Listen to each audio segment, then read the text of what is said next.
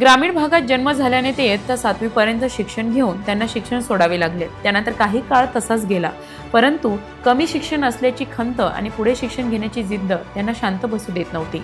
पुढे पुण्यात येऊन त्यांनी त्यांचे शिक्षण पूर्ण करत दीक्षा एंटरप्राइजेस फॅसिलिटी मॅनेजमेंट कंपनी सुरू केली।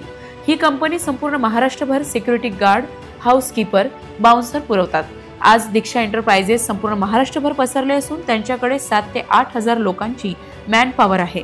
त्याचबरोबर नागपूर, चेन्नई, मद्रास, गुडगाव, बंगळुरू सारख्या शहरात महाराष्ट्रातच नव्हे तर महाराष्ट्राच्या बाहेरही त्यांचे ऑफिस आहे।